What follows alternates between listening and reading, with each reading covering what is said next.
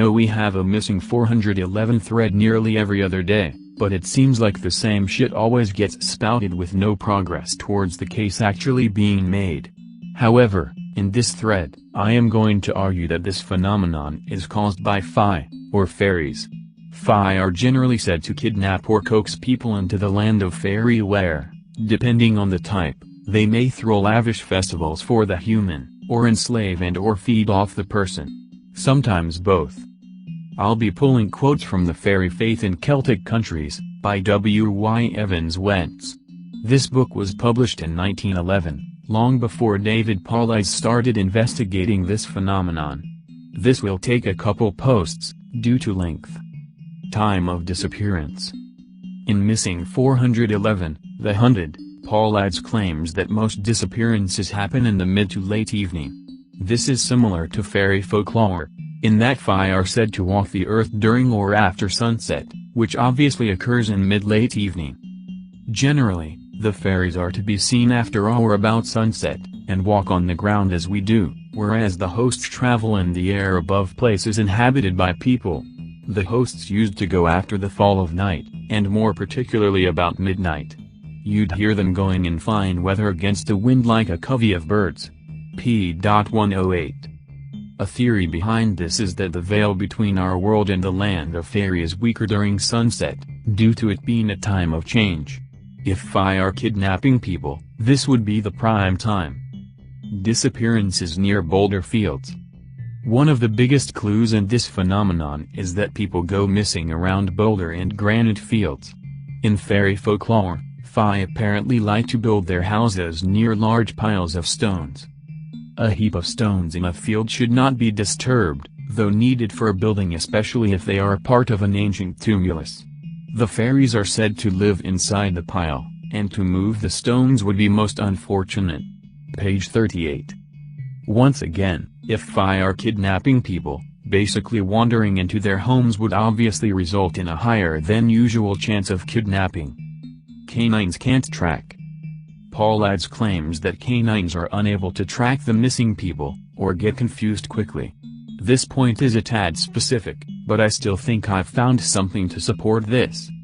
In the neighboring mountains there are long caverns which no man has dared to penetrate to the end, and even dogs, it is said, have been put in them never to emerge, or else to come out miles away. Page 45.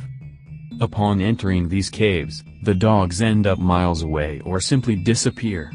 This sounds like a similar to people in the Missing 411 phenomenon, as most victims either disappear or end up somewhere completely unrelated. This also may be a result of the dogs getting confused, or unsuccessfully trying to track something, similar to most canine crews when looking for a Missing 411 case. Disappearances near water, disappearances in foggy, misty weather, brightly colored objects.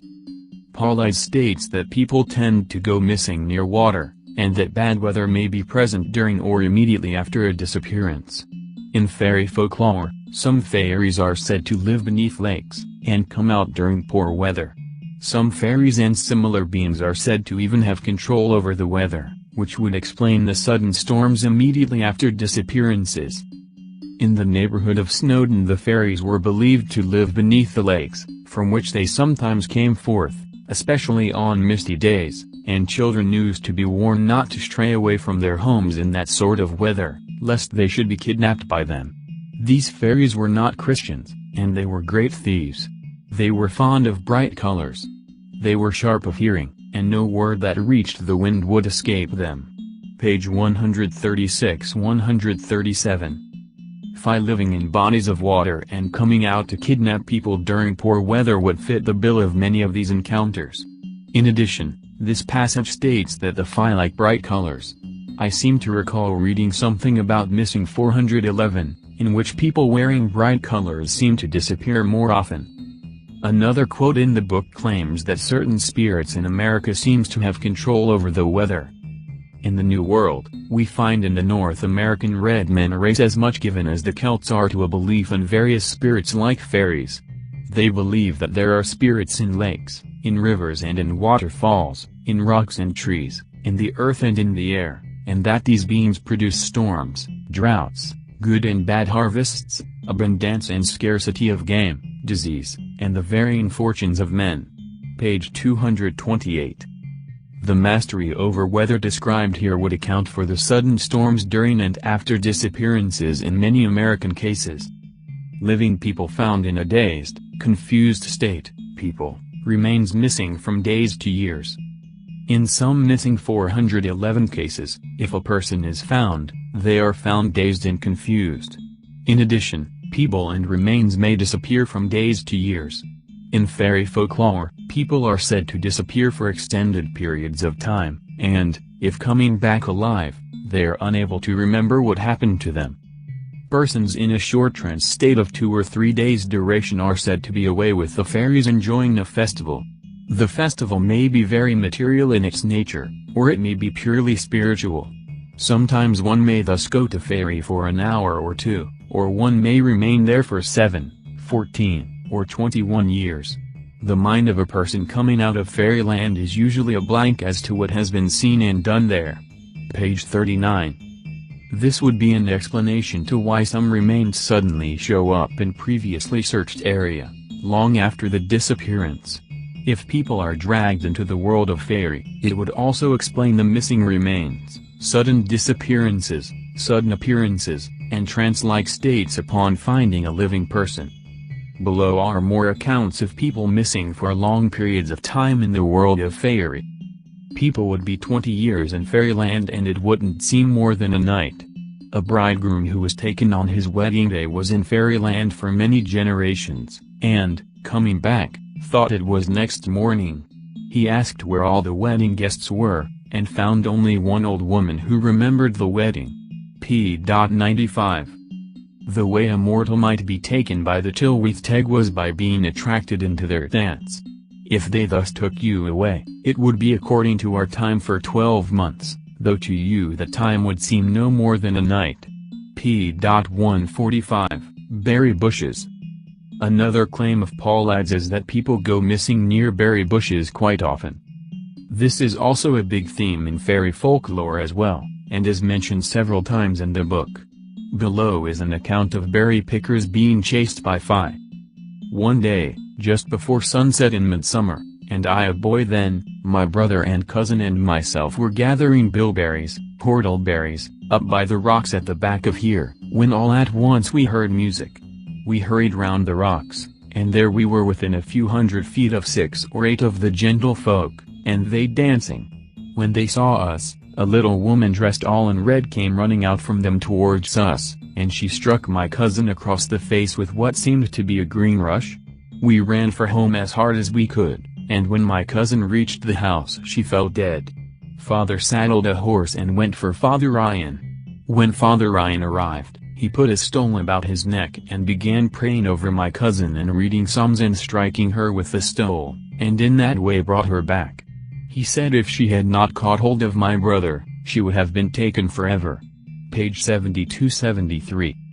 Although it doesn't directly say it in the book, other stories and encounters lead me to believe that fairies simply like gathering near fruit-bearing plants, berry bushes included. This would account for the number of increased people in the area. Geographical clustering, Yosemite cluster. Paulad's mentions that there are clusters across the country in which people go missing more often.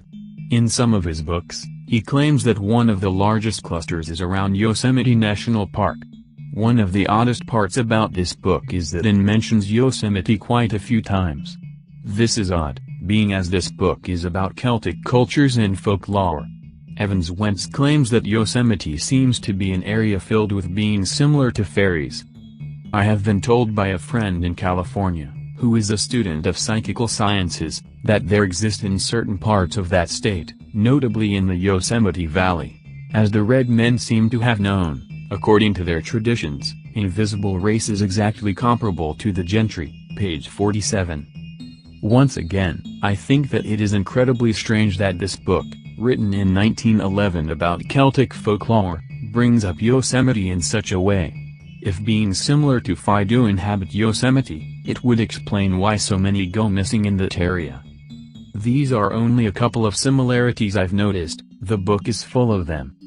Another glaring similarity is that the book states that most missing people are male children, and that adults that go missing are intelligent, athletic, male, and/or German. These also make up a large portion of people missing in the 411 cases, if I recall correctly. In conclusion, many of the odder points of the missing 411 phenomenon can, more or less, be explained when taking fairy folklore into account.